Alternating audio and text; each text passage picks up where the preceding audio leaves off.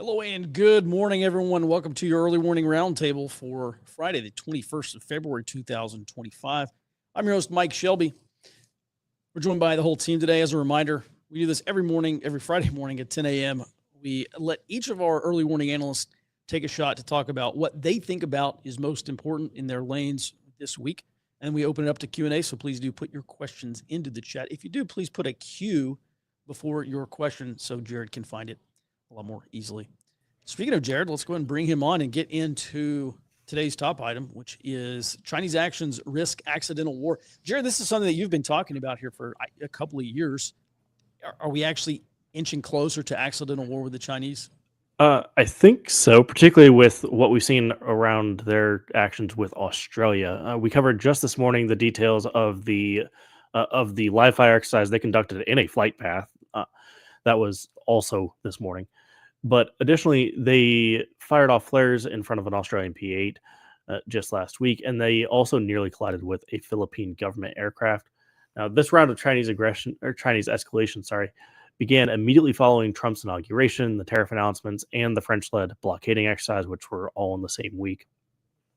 The Chinese maneuvers could have resulted in death for nations that all have mutual defense treaties with America. So if the mutual defense treaty is activated with the Philippines or with Australia, we have to be there. This greatly increases the risk of accidentally kicking off a war if the Chinese, if their actions do actually result in death. Especially this morning with the civilian aircraft. If this had gone wrong, it would have effectively been taken as an attack on civilians. Now, hey, Jared, I got a quick question here. Sorry to interrupt you. But this flight path here, this is between New Zealand and Australia. Is this where the Chinese Maritime Patrol was? Sure was. Right at that little red circle, that is where that's where the Australian government said that they had them. And the red line you see diverting immediately around, basically, for those who didn't see the show this morning, the Chinese didn't warn the Australians and New Zealanders. They just put out a short range radio on an open circuit saying, hey, if you're in the area, we're conducting a live fire exercise. For the Navy, A, you're not supposed to do that near a flight path. B, you're supposed to warn everybody nearby, this is what we're shooting, where our ceilings are. They didn't do any of that. So it's incredibly inflammatory to do this and dangerous, frankly, because we don't know. The aircraft didn't know, okay, are you launching missiles? Are you shooting guns? Mm-hmm. What? So, Jared, is this normal to see Chinese? Okay, we're very used to seeing Chinese live fire drills around Taiwan in the South China Sea. No big deal. Is this new, them doing live fire drills between New Zealand and Australia? This is the first time I've ever heard of it. Okay. In all my time watching them, I have not seen it. I don't remember seeing any records of it prior to me watching it. This is the first time I've ever seen them do it. Even their presence in this area is rather unusual. Right. I'm not a Navy guy, but I saw this map and was kind of blown away. Sorry to interrupt. I just want to wanted you to make some clarifying comments here. Please continue. Yep. So, as far as the outlook, if China's actions continue, I think America and its allies are likely to address the Chinese leadership directly to get the PLA to be a lot less aggressive. We saw similar actions after the P3 incident over on Hainan.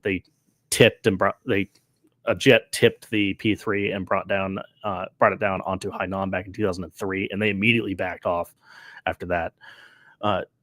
But at the same time, I think that allied militaries will be put into a higher force posture around any kind of Chinese presence, because how you have to try to prevent this.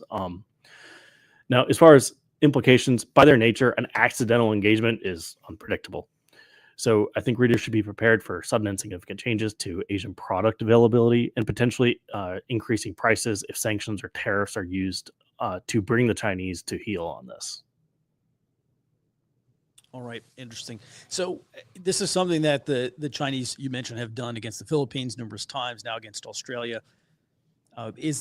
What would you say, just in general, what's the likelihood? And I know you just said you can't really gauge the likelihood of these accidents, but do you think this is actually two countries could go to war, one of them China, after an accidental event like this, or seemingly accidental, actually leads to death of a U.S. ally military member? If it's a military member, I think we could potentially see everybody talk themselves down. But if they shoot down a civilian aircraft by accident, like, how do you talk down from that? You just, that's like the Iran Air incident. It didn't lead directly to a war, but that was very, very tense for a while, and that probably only didn't lead to it because Iran realized, I cannot go right now. Mm-hmm. You shoot down that would be in the inverse. If you shoot down an Australian airliner not doing anything but going to New Zealand and they activate their mutual defense treaty, that brings in America, which probably brings in Japan and the Philippines, and that's a much stronger response. Mm-hmm. All right, I want to bring Max on briefly. Max, I know you have some experience in that part of the world. Go ahead. What's your take on this? I'm with Jared. I mean, it's quite surprising. That is a very provocative thing to do, in that location. And I don't think anything the Chinese do in this manner is really accidental or just some kind of rogue thing that happened because some commander, some ship commander or whatever, or regional commander in the Chinese military decided to do this. This is the definitive provocation from Beijing, and it's a signal to probably Australia and New Zealand. And we have to kind of read the tea leaves on this. And I agree with Jared that if this is a military v. military thing, that can always be de-escalated.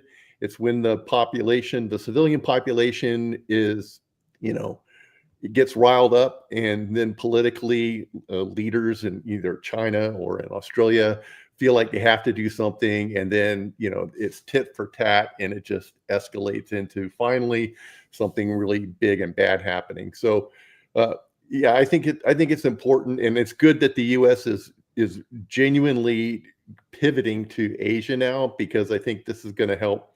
The threat of a resurgent U.S. in the Pacific is going to help tamp down China's kind of wild hairs like this.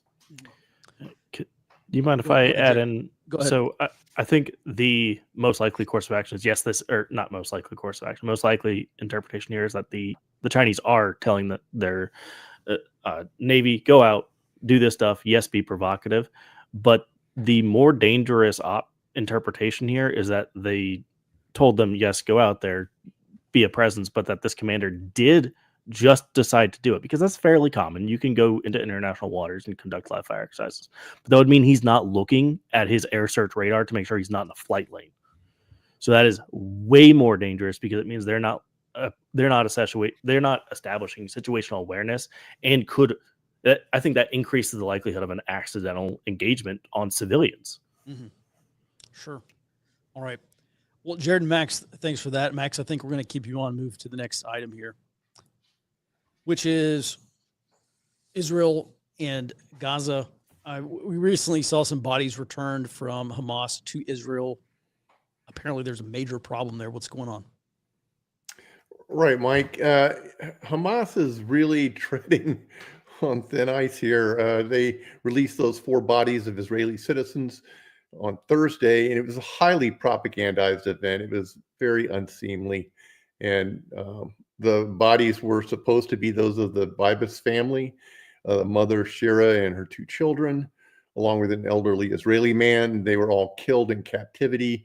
The twist here is the Israeli government claims that Shira Bibas was not returned, that the body that they returned in her place is not her. And that has kind of inflamed the Israeli sentiment right now. The 4 dead Israelis were part of the 33 named hostages that were planned to be released in that phase 1 of the ceasefire agreement. But the substitution of the body, and also IDF releasing information that the children were beaten to death, and that according to their intelligence, it's likely that Shira Bibas was tortured, which is why they did not return her body, and they just substituted that anonymous corpse. This is going to make getting into phase 2 negotiations very, very difficult. This poorly handled release of these murdered hostages is probably going to seal the deal of doom for the ceasefire agreement. I think we can expect phase 2 negotiations to falter around this and some of Hamas's previous, actions. And I would not be surprised to see armed conflict break out again, and also probably moving towards calls to depopulate Gaza. Now, that's Max. That's one of the things that you've been talking about for a couple of weeks. Is maybe we are moving past this. A couple of weeks ago, you floated this idea that Trump is not serious about building a big, beautiful hotel and resort in Gaza. Maybe he just wanted these Arab countries to get a little more involved. I think earlier this week we did see Egypt and was it Jordan or maybe Saudi Arabia get involved and apparently trying to clear some of the rubble for Gaza, maybe to rebuild there. Just in terms of prospects, briefly here, are we potentially looking at a wider Middle East war if Israel gets the green light from Trump and does actually clear Gaza completely? We could see something like that. The thing about the Palestinian issue in the Middle East is that Jordan and Egypt, they don't want the Palestinians. They've hosted them before. They invited them in, after a series of conflicts between Arabs and Israelis in Israeli territory in the 40s and later in the 60s. And they were a chocolate mess of a problem. I mean, just domestic terrorism threats and criminality. It took them decades to get rid of the Palestinians. And there's still some in Jordan. And that's one of the reasons the king, in his visit to Trump, said, hey, this is an existential threat to us. Jordan is not a big enough country for us to take in a bunch of people who don't share our values and have been a security threat to us in the past. In Egypt, it's pretty much the same way. I mean, they have a much larger population, but they don't need the headache. So too often the Palestinian cause is just used by Arab leaders as a means of riling up their population and gaining support for whatever, that particular administration wants to do. The only, long pole in the tent here is Turkey. Now, I don't think Erdogan has some great love for the Palestinians, but he does see this cause as something that he can rally other Sunni and Arab nations around in about this, resurgent Ottoman Empire idea that he's got and that he's pushing to become a regional leader. That, might sound good to Erdogan, but really all that's doing at this point is just opening up a channel, a realistic channel for the depopulation of Gaza and to send those Palestinians to Turkey. Because if Turkey is so much on the side of the Palestinians and Erdogan says, oh yes, these people, they are part of the Ottoman Empire, they are our brothers. Well, maybe it's time for the West and Israel to put pressure on Turkey to say, hey, then solve this problem, because Hamas and Israel cannot coexist in the same piece of land. So the ideal solution is for Turkey to take the Palestinians and then try and settle some Middle East peace, and at the same time kind of beef up Erdogan's, cred as a regional leader in the Arab world. I think that's where this is ultimately going. Interesting. All right. Well, thanks for staying on top of this, Max. We're going to move on now to a low intensity conflict item.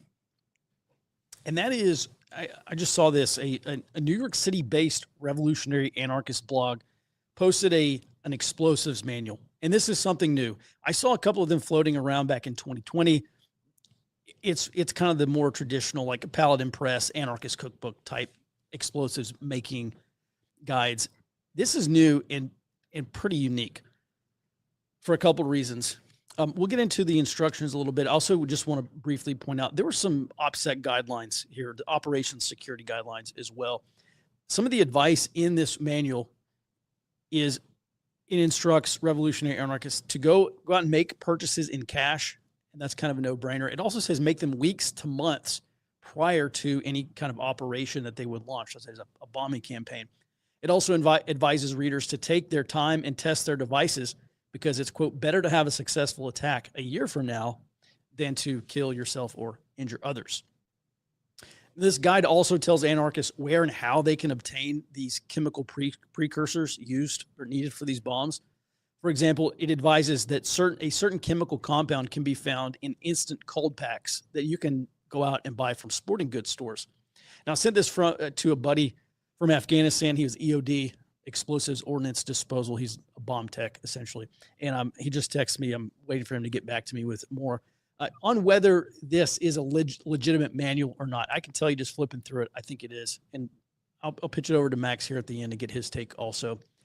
On the topic of Afghanistan, let me put this into some context here. My last tour as an intelligence contractor was on a team hunting down bomb builders. And for years, essentially for a decade or longer in Afghanistan, there was an emphasis on killing IED emplacers. So the guys actually going out and digging the holes and emplacing these IEDs in footpaths, in roadways, buildings, wherever else. And that strategy was not very effective because those guys are a dime a dozen. They're easily replaced. The Taliban just goes into a village and they hold someone's family hostage, or they just offer to pay a guy some money if he would go and dig a hole and put this IED in there. And so by far, our greatest success came from targeting the chemists involved in making explosives, because building initiation devices is so easy a caveman could do it. A pressure plate is a very, very simple construction. But the actual production of these chemical compounds is far more difficult. And so one of the effects that we saw after killing or capturing one of these chemists is that we started to see low order detonations in IEDs, because there was a new inexperienced chemist who would take over and he wouldn't get the mix quite right. And so you basically got a partial detonation or a very muted detonation. So I say all that to say this: these instructions in this manual are pretty complex. This is not something that you can just read in an afternoon and go build something. Not just anybody is going to go out and be able to do this. This is not the Anarchist cookbook. There's a certain amount of patience that is going to be required, a certain amount of technical ability also, because of how involved and how extremely specific this process is. I mean, we're talking about going through this very detailed process of distilling chemicals from cold packs that you buy at sporting goods stores. But this is also something I think that someone who is determined can probably achieve with enough time and practice, and especially with dedication. As we saw in previous bombing campaigns, I mean, there's that off-cited statistic from Brian Burroughs that there were over 2,500 domestic bombings in the first 18 months of 1971 and 1972. That is documented in this book called Days of Rage, which is a fantastic book. And very few of those perpetrators were ever caught. And we can also go back to the Unabomber and even this kid in Austin back in 2018. He was making bombs and mailing them throughout the Austin, Texas area. 5 of his bombs exploded. He killed 2 people and injured 5 others. He also killed himself when police closed in on him. He was 23 years old, and it took police something like 3 weeks to track this guy down. So there's clearly a cause for concern, and something like this could become quite a problem, mainly because the United States is just no stranger in its history to domestic bombings. I mean, domestic bombings go all the way back to at least the mid-1900s. I mean, the Palmer raids back in 1921, Mitchell Palmer was the attorney general at the time, and some anarchists mailed a pipe bomb to his home, and it exploded in the mailbox while his wife and children were home. Luckily, no one was injured here. But that ruined his week. And so Mitchell Palmer, attorney general, starts the Palmer raids. He goes through and arrests all these anarchists and socialists, and he deports them back, like thousands of them, deports them back to Europe. And he tells Europe, we don't want your anarchist terrorists. We don't want your socialists. Here you go. Have them back. Now, on the other hand, let me say this. I have seen a couple of these manuals floating around, especially back in 2020 during the Summer of Love. And we did see a lot of incendiary devices being used in the summer of 2020. Most of those were using fireworks. I do not remember any actual bombings taking place. So just because there's a new manual out does not mean that there will be bombings. And this manual also makes it clear that would-be bombers should take their time in practice. again, weeks to months. So I doubt this is going to lead to any bombings in the near future. It may not lead to any at all. But I've pointed out numerous times that the state of the revolutionary left is pretty bad right now. They've described feelings of exhaustion and demoralization. Not all of them, but we know, we can see it, their networks have atrophied. There's not as much of a presence. There's really a negligible amount of street action right now, even during the first month of the Trump administration. There's a low sense of urgency. In many ways, they're trying to rebuild this movement, and they're obviously having problems getting their folks off the sidelines like they achieved back in 2015, 16 throughout 2020. So my question is, would a revolutionary anarchist bombing campaign, no pun intended, but would it light a match and breathe some life into this revolutionary anarchist movement? I think yes. There was this concept employed by the Islamic State called propaganda by deed. And a lot of the anti-Trump propaganda, the anti-capitalist propaganda, the anti-police, et cetera, propaganda does not have the same effect in 2025 that it did in 2016 and through 2020. So propaganda by deed, something like anarchist bombings, would force media coverage, and the revolutionary anarchist movement would be kind of back front and center in American attention.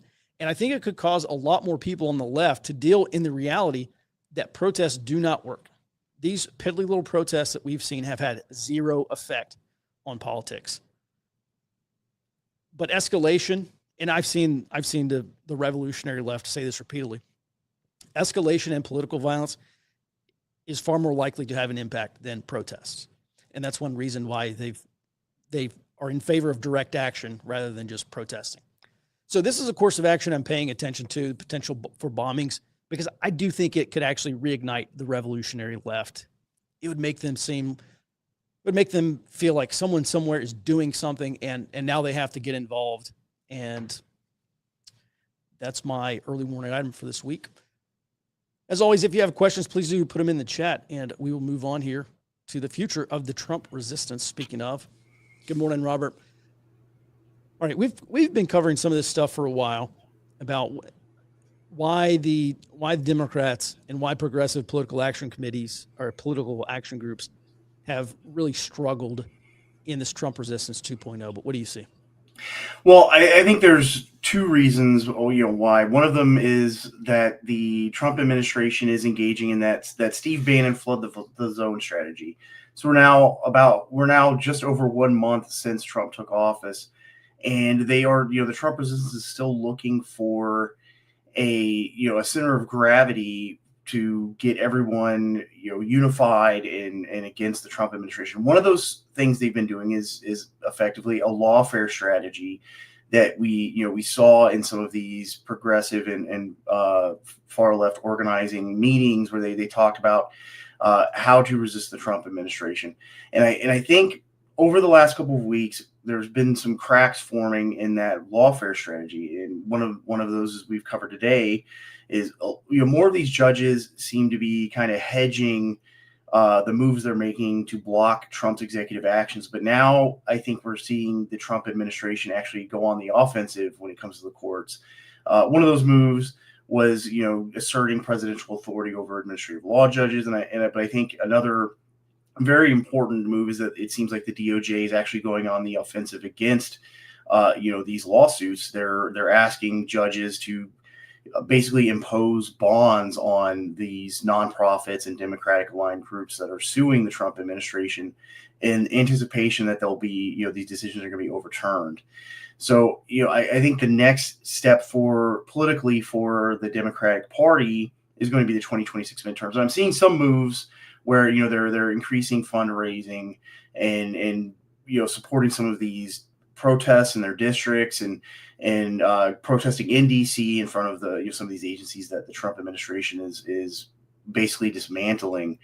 But I think another course of action they could turn to if this fails, especially this lawfare strategy, is to start focusing on the states, because there was ahead of the 2024 election and ahead of Trump's inauguration, we talked about how there are more of these Democratic trifectas at the state level. I think that's something that they could turn to, especially if it looks like they're not going to regain the House or the Senate in 2026, is start to turn their focus more on the state level offices.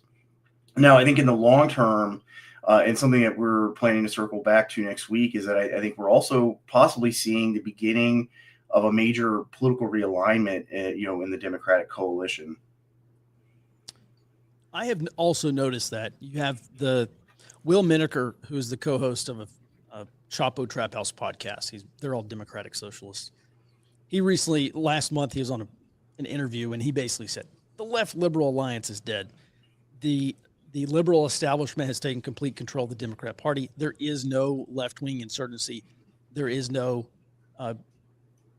farther to the left wing of the Democratic Party actually vying for control over the party. But we've also seen a number of people come out and say that Harris failed because she was too moderate, and the Democratic establishment continues to fail because they are too moderate.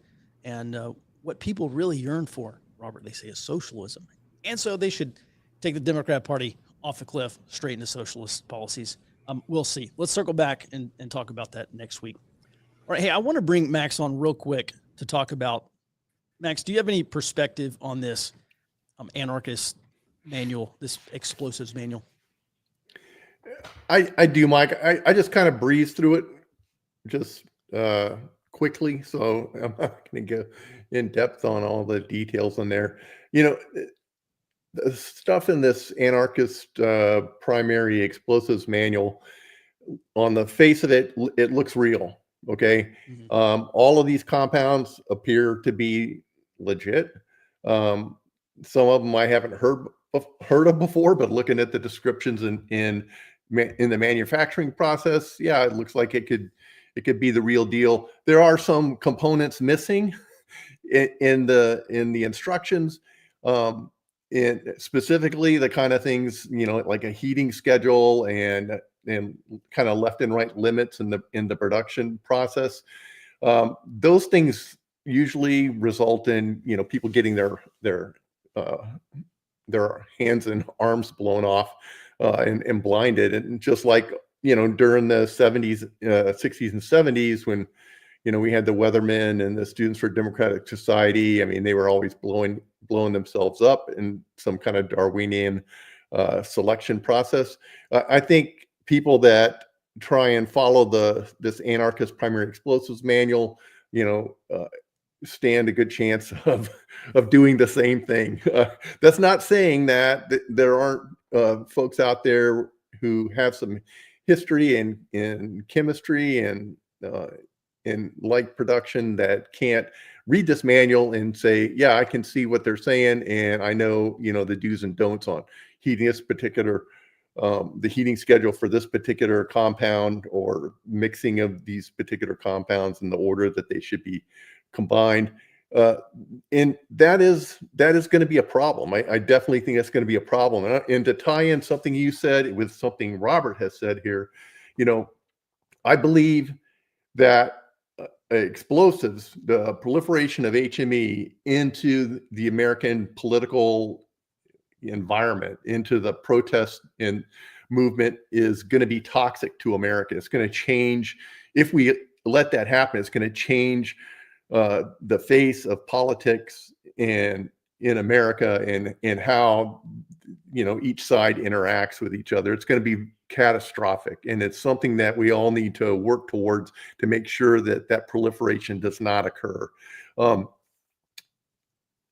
I think Robert is right on the money in terms of the left is going to try and lawfare Trump and paralyze the Trump administration up to the midterms, and basically make everything look dysfunctional, and then have the Democrat candidates in the midterms be the solution to everyone's discomfort and disappointment with the Trump paralysis. And I'm not saying Trump is going to be paralyzed. I'm just saying that is the objective of the left, and they'll try and use those midterms as like the pivot point to regain control of government and the institutions. Now, if that doesn't work, then I can definitely see the disenchanted leftist anarchist types who really no longer have any patron in the political environment. Because let's face it, the left is really just like a bunch of globalists, wealthy globalist grifters that have been kind of riding on their proxies, the poor working class, disaffected, population in America. But that population sees that the leaders of the left are, wealthy globalists that are just looking for more money and power. So they do stand to be disaffected and looking for some vehicle or mechanism to use in order to get their message out and to, develop a following. And I think these kind of things, like the use of explosives in bombings, like they did with the Weathermen and SDS in the 60s and 70s, and also, political assassinations. If you look at the Mangione execution of the healthcare CEO, a lot of people have theorized that this is a demonstration, that the media is using that as a demonstration of potential action that groups could take in the future against a Trump administration, against the Trump administration officials, or as a means to kind of speak out and do some type of political activism. And that also is dangerous. So when you combine all that together with the proliferation of HME, I think from 2026 on, if the Democrats don't regain control of the House and Senate in the midterms, I think that's where you're going to see the greatest danger. Mm-hmm. Yeah, I share that concern. For the past couple of weeks, we've been talking about what happens when the establishment elite exhaust their legal pathways to stop Trump, and if GOP majority, if Trump maintains a GOP majority after the 2026 midterms, and he has essentially unlocked himself 2 more years for the Trump agenda or the Trump counter revolution, the next logical step would be maybe extra legal options. All right, Max, thanks for that. We're going to get to some questions now.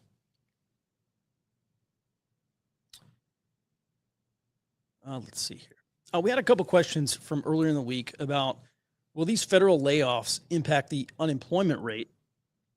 And with these funding cuts and job cuts, where's unemployment headed? We can just look at some of the numbers here. And the unemployment rate's about 4% right now. Listen, the official unemployment rate is about 4%.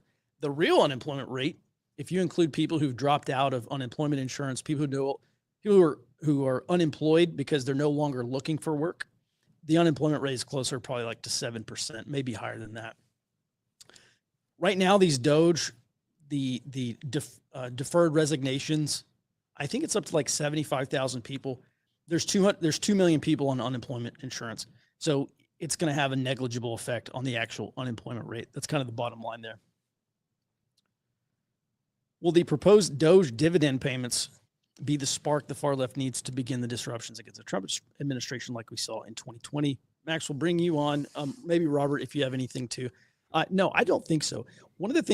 A few things made 2020 unique, and that was the recession, number one, that put a bunch of people out of work into the street with the recession or the COVID lockdowns. And then you had stimulus, which is walking around money. Just looking at revolving debt, like credit card debt and rising debt for the American consumers, I don't expect a $5,000 DOGE dividend payment to reignite the far left. I think most people are going to save it or pay down debt or just buy necessities at the grocery store. Max, do you have a different take? No, I mean, I don't think it's going to ignite the left either. I'm not even sure about the wisdom of the payment process. I mean, we're heavily in debt. We already have an inflation problem, and handing out $5,000 checks.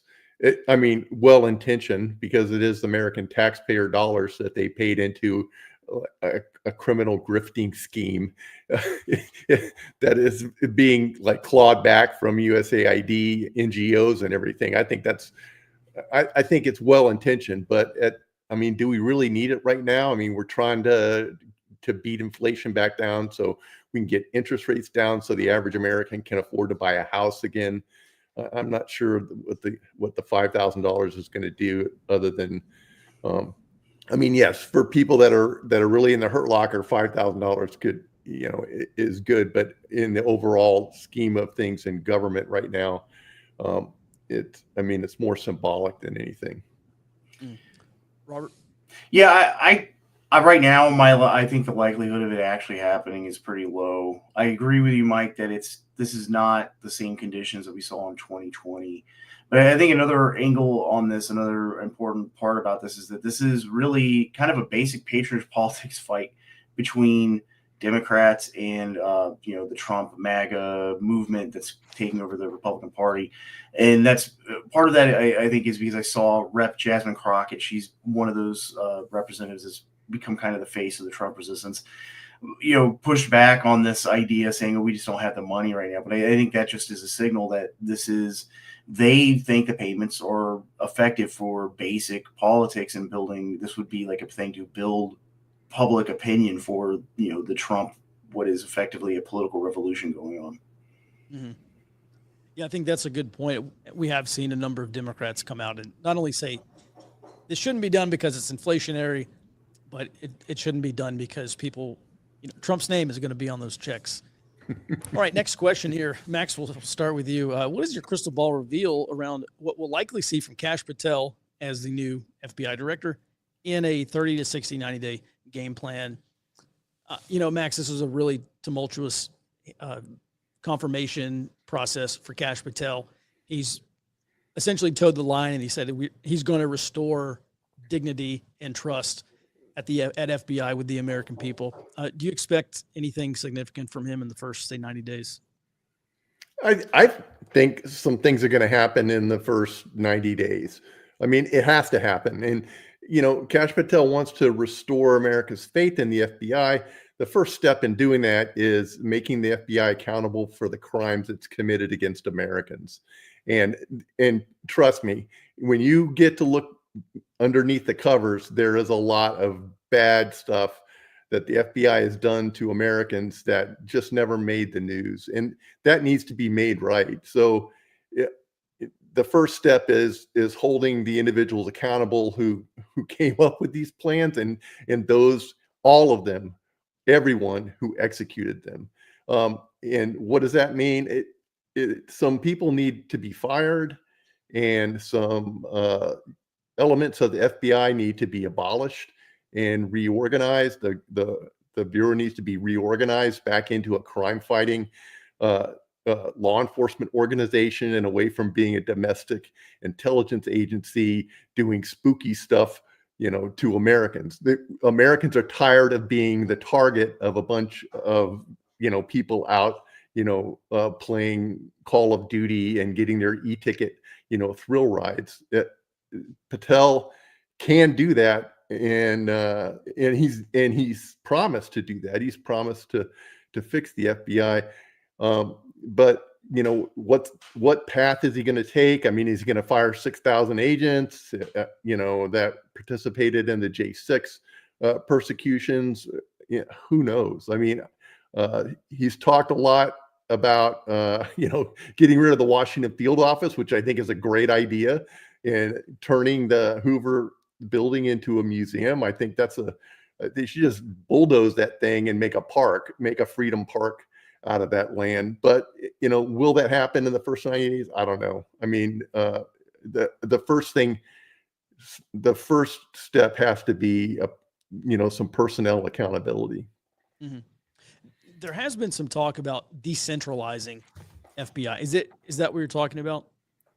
Yeah, decentralizing, getting rid of the intelligence division, and then pushing agents back out into the field and getting them into actual law enforcement, because Americans don't realize how much of the FBI is into creating crime instead of fighting crime. I mean, there are agents out there who still investigate bank robberies, but a significant portion of the FBI got converted into, pre-crime type activities, like looking at your browsing history and then labeling you a domestic terrorist, and then going about, setting up provocations and surveillance and entrapment schemes to try and get you to do something so they can arrest you. That's all pre-crime stuff that needs to go away. And I think Patel has said, that we have to get away from that. We have to get back into, being crime fighters and solving crimes, not creating them so we can all get promotions and bigger budgets. Mm-hmm. Robert, thanks for hanging on. Do you have any other insight here? Well, I think just looking at how the Trump administration is shaken up the other agencies, the cabinet agencies and stuff, I think that they will probably do something similar. They'll start to create these incentives for voluntary resignations, and what they've been doing in the DOJ, for example, they've been taking, lawyers in the DOJ that they perceive as not being aligned with Trump's agenda and putting them in assignments like the Sanctuary Cities Working Group that they are ideologically and politically, aligned against, and taking some of these actions like the New York case against New York City Mayor Eric Adams. And I think they're going to start creating more of these incentives for FBI employees and more DOJ employees to leave on their own accord. It would be nice if FBI started going after all these scammers rather than cooking up domestic terror plots. All right, let's move on to the next question. Ben asks, Rubio recently mentioned hegemony is the exception, not the rule, and we should accept a multipolar world. Is there a fundamental shift for Trump to consolidate power in the Americas? I guess the question is, will Trump pursue hegemony over the Western Hemisphere? We'll start with you, Max. I think I think Trump is going to have a big impact on governments in the Western Hemisphere. And I think behind the scenes, Trump is kind of looking at this, at like regaining control of our home, what we consider our home turf, our Western Hemisphere, in terms of like keeping China out, keeping dangerous competitors out of Central and South America. I don't think he can, I don't think he's going to have such deep reach into all of these countries that he's going to be pulling the strings like the puppet master. And I don't think we want that. We want these countries to, be themselves, to be free, to have to choose their own governments and to do the things they want to do. But America does need to put a left and right limit on that, so we don't have China running the Panama Canal, or the lithium mines in Bolivia, or doing military operations with the Mexican military on our southern border. Those are all national interests that we have to protect in a kind of a reinvigorated Monroe Doctrine. Mm-hmm. That's a great point. Robert, I'll pitch it to you, and then we'll move to Jared. So I remember back in 2017, then Secretary of State Rex Tillerson was in Austin, at UT Austin, and he said the Monroe Doctrine is back, baby, Monroe Doctrine 2.0. And so, Robert, from a grand strategy perspective, what is the Trump administration's grand strategy, just briefly? Yeah, I think this is a fundamental shift, and it's because they're approaching American grand strategy from a realist framework. And Rubio's comments, especially about the idea of a multipolar world developing, is in that realist framework, because the idea is that there isn't some kind of global hegemon that can just reach down and tell all these different poles in this multipolar world to knock it off or do what they want to do. And I do think that we will see a focus back to the Americas, and I think the State Department, what Rubio has put out is pretty explicitly said that they're going to try to do like an American Belt and Road Initiative, basically to rebuild a lot of this soft power influence in Latin America. Mm-hmm. I have seen, and I haven't confirmed this, but I have seen a number of logistics guys, geopolitical trade guys say essentially everything the United States needs that we're currently getting from Africa, or maybe not getting from Africa, we're getting from Asia, exists in South America. Why don't we just go get it from South America? I mean, peacefully. Jared, what say you? I think pretty much dead on the money. And the one thing to really keep in mind here is that if we're doing a pivot to Asia and we intend to be a legitimate threat to China's rise, you need to establish strength at home. We've covered that pretty extensively here. There are all kinds of leaks, all kinds of issues. So you have to clear everybody out. That's why the deportations are happening. You need to get a lot of particularly Chinese illegal immigration out That way there are no potential sabotage teams. You need to get them out of Latin America. That way there's no potential link up between China and Russia in the Panama Canal. You need to get them out of southern Latin America so that they can't potentially have any kind of access to your supply lines on the way to it and enhance the effective tyranny of distance. But that's also playing into the Greenland thing, because you need to secure the Northwest Passage, and they're increasing their Arctic presence. All that is necessary. You have to shore that up if you're going to be a legitimate threat. And I don't think we're going to be the primary player in a Pacific war if it kicks off, but more like a star quarterback.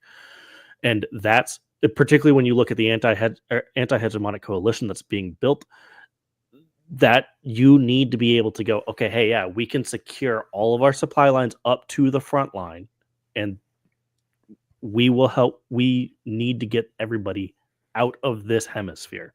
I think we're also seeing a bit of that in the Atlantic too, with the push on Europe. If Europe comes up, then the Atlantic is secure. Mm-hmm. Well, that seems to be the Trump talking point, even going back to his first term. NATO needs to meet their 2% obligation, and then they bumped it up. NATO needs to meet its 5% obligation. And all these Europeans are acting stunned. They said, oh, we've got to pay for our own defense. Yeah, he's been telling you this for almost a decade now. So, Max, next question to you. If we are going to reinforce a Monroe Doctrine 2.0 and have some kind of maybe American Belt and Road throughout Latin America, is there not an impetus then for China to try to remove the United States from their backyard, from Taiwan? Oh, there is. China's definitely gonna try and do that. They want America they want the United States influence out of Taiwan. The question is whether realistically they can do that without making their own military, without degrading their own military to the point where other nations like India take advantage of the moment and take back land that is disputed along the Chinese border. I mean, China doesn't want that to happen. We talk a lot about whether China is going to invade Taiwan. Sure, they'd love to do that, but there's a good example of what is driving the caution for China in militarily, moving against Taiwan with a full-scale blockade and an invasion.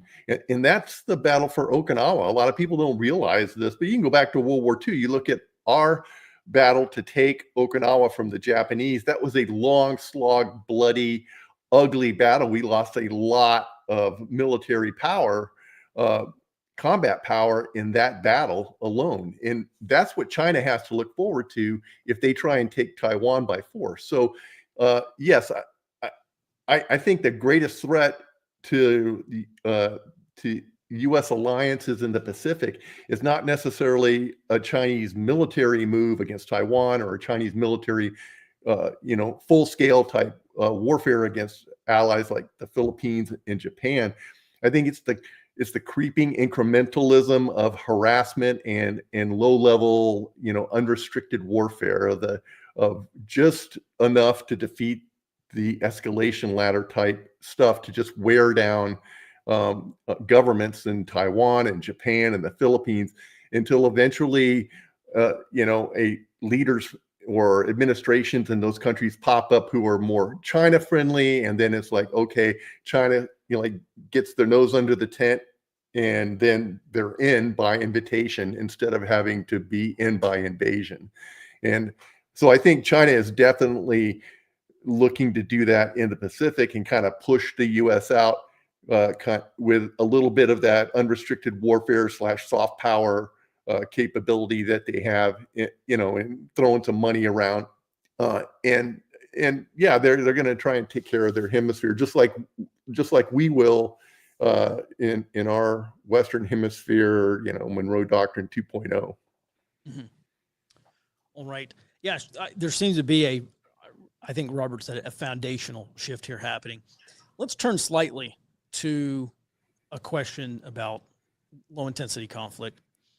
For those who don't know, I started Forward Observer back in 2016, writing a newsletter on not just the far left, but what is the actual prospect of a potential civil war 2.0. Not predicting, but analyzing, taking the temperature, trying to figure out where we are.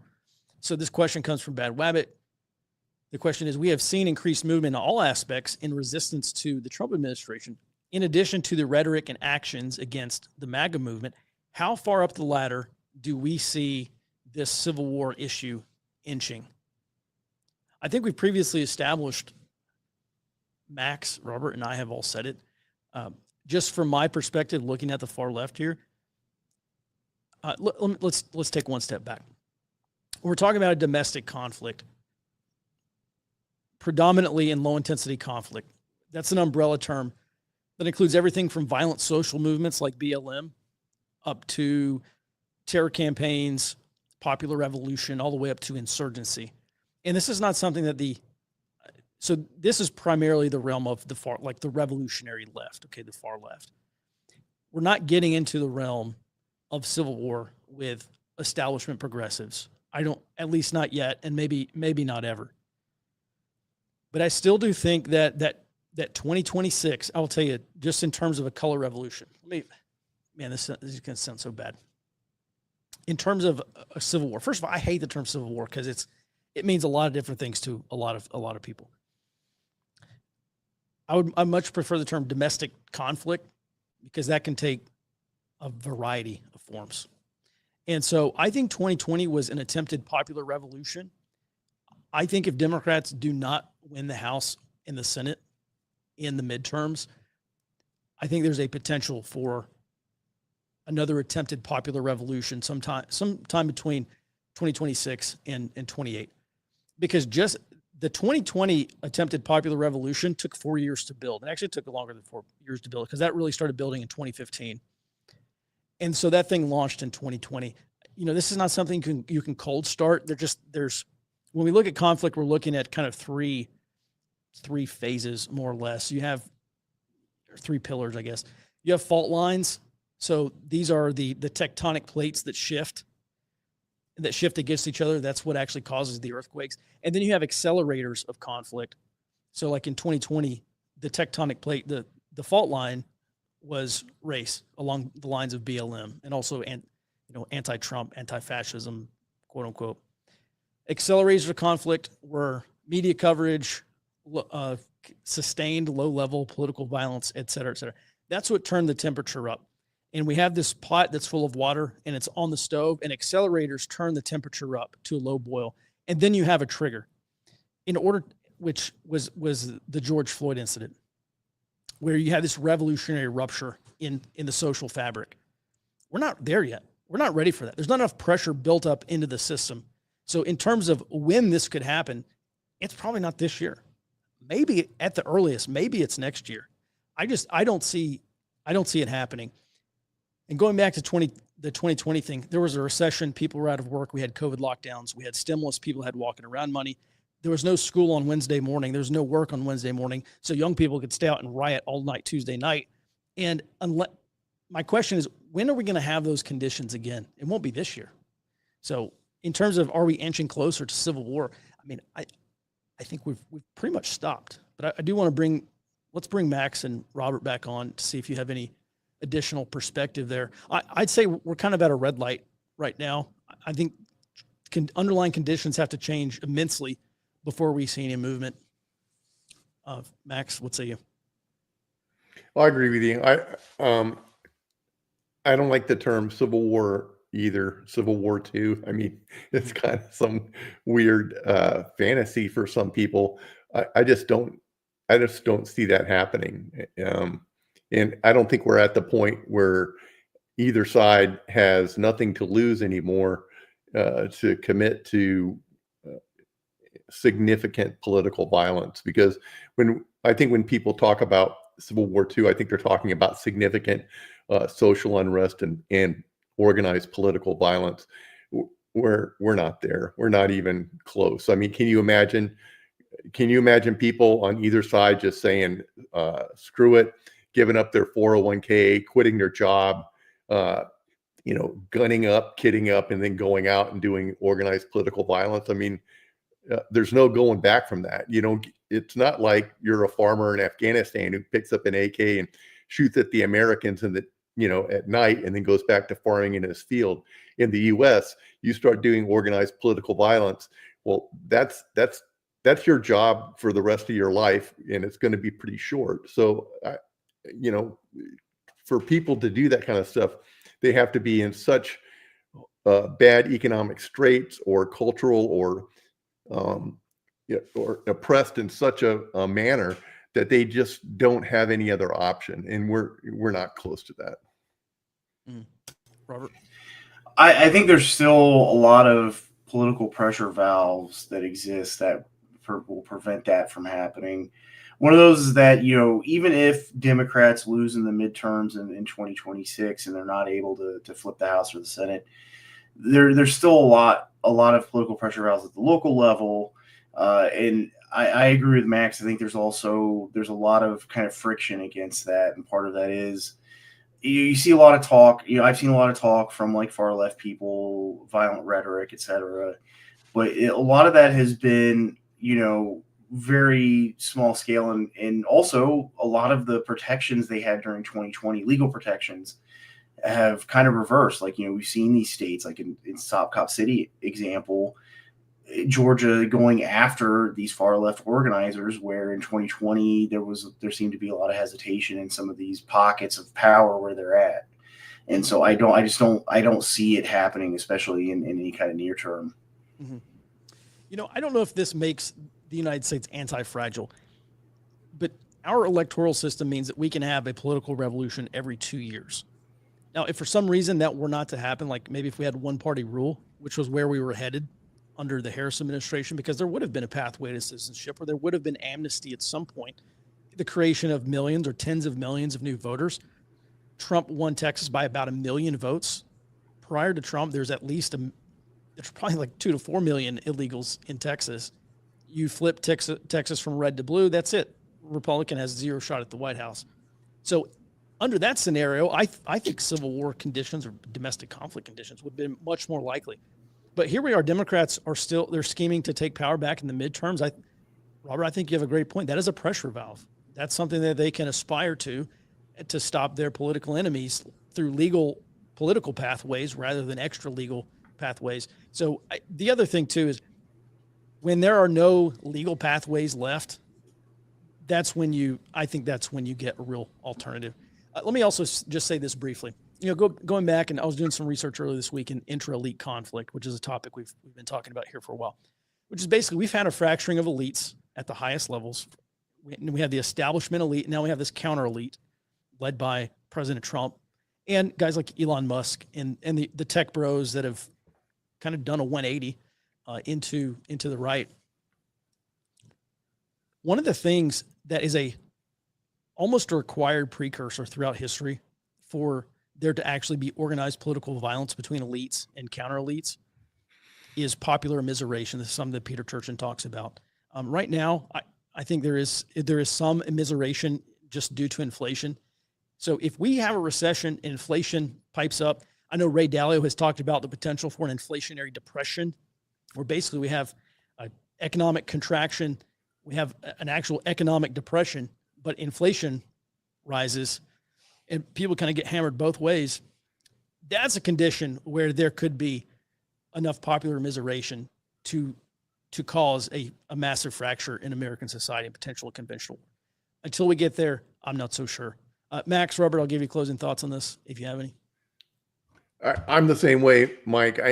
Barring any like a major depression, kind of total market crash and economic collapse, there are enough pressure valves ahead of us to prevent any large scale organized violence, and I feel pretty good about that. Mm-hmm. No, I think we covered it pretty extensively. Yeah, there's just so many of these outlets in our current system that there's just not, I think, any kind of way for some kind of mass mobilization that would be required for a major civil unrest. Mm-hmm. Yeah, Robert, great point about the release valves. Hey, Max, I want to bring you on just for one last question here, one last topic. This is something that I've thought a lot about this week.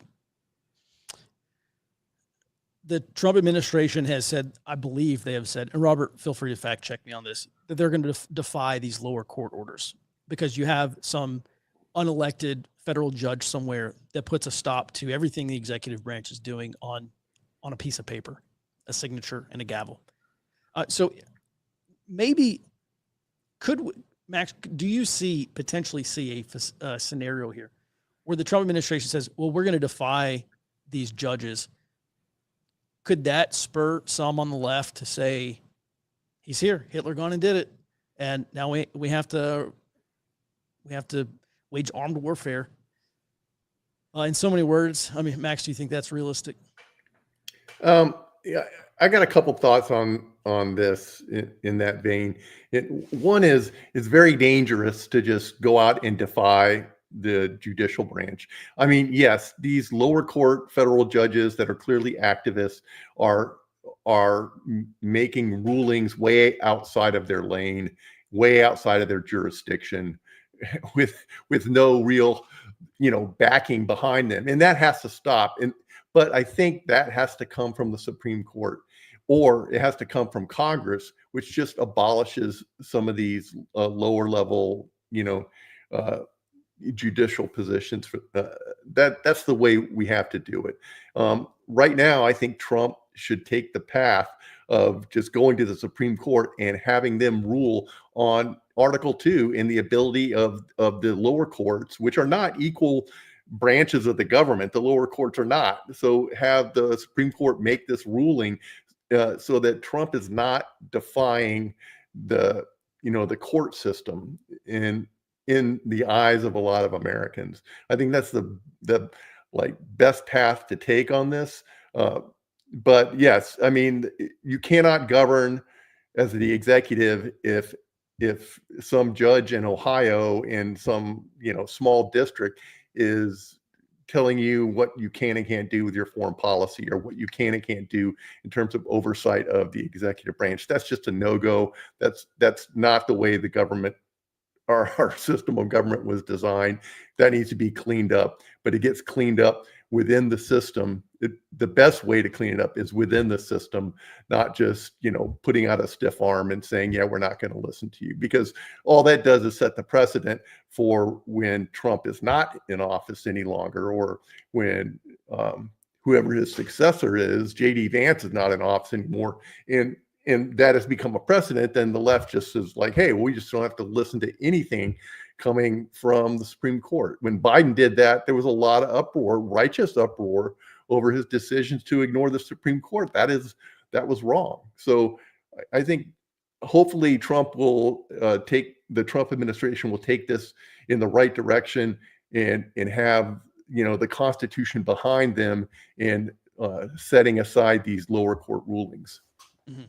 All right, Max, thanks for that. Hey, since we opened up this can of worms, let's just go ahead and finish it off. Robert, you mentioned in our chat here that so far the Trump administration has made a public statement, but that in itself is not defying. But you do see some evidence pointing to that they may be actually defying on some level these district courts. My question to you is, if that is the case, and it's being escalated to the Supreme Court, which I believe is exactly what Trump wants, how soon is it going to be before SCOTUS could rule on this? Well, I think it could be 6 months to a year before we see a ruling. I know that this Trump administration has asked for emergency rulings on some of these lawsuits, and I think they did decline one to rule on one to do with firing federal employees. But I think what's important about this is the Trump administration seems to be doing, I think, like I said this morning, kind of like a malicious compliance strategy. And they're using legal arguments, like in the case of the federal funding freeze or the USAID freeze, saying that we are complying with the order, but your order was broad enough that it says we can still exercise our rights to terminate some of the spending anyway. So I think that's really kind of what the strategy the Trump administration is engaging in, is a malicious compliance, making these legal arguments, setting up this Supreme Court kind of confrontation that is, I think, I think is basically at this point guaranteed. It just seems kind of the timing of it, I think, is a bit more nebulous. And I also think it's an important part of that, important part of what's going on right now is that the Trump administration is making a lot of these things more, political open political questions again. And one of those things is, the Article 2 powers and taking more control at the White House over executive agencies that have effectively become a fourth branch of government because they are founded by Congress, by legislation under the executive branch, and there's a fight over who actually has authority over them. And I think the reason why the Trump administration is doing this and not the Republicans in Congress is because I think there's a recognition among the major parties that, at least right now, Congress is kind of paralyzed in a way, outside of these mandatory spending bills, outside of raising the debt ceiling or some of the watered down, weak bipartisan legislative moves, that, real change, at least in the short term, is going to come from the executive branch, from the White House specifically, rather than Congress. Mm-hmm. All right. 6 months to a year on SCOTUS. And then one thing I'll be paying attention to is how the left reacts.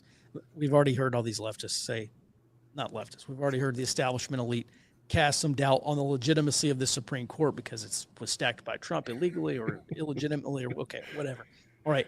Well, that's something that we have looked forward to in 6 to 12 months. All right. So, gents, thanks for that. Everyone, thanks for watching. Also, we appreciate your support. Hey, if you want access to our high side content, this is members-only content over on the Early Warning Network. You can join us. Head over to www.earlywarningnetwork.com. You can start a free 7-day trial. If you enjoyed this roundtable, we talk about this stuff throughout the rest of the week. Also, we do a morning briefing. We also publish the absolute best intelligence report available without a top secret clearance. You can get that through earlywarningnetwork.com. And with that, everyone, have a great rest of your Friday, a great weekend. We'll be back in your inbox on Monday morning, back on the morning briefing starting at 08 Central Time. Until then, be well and stay out front.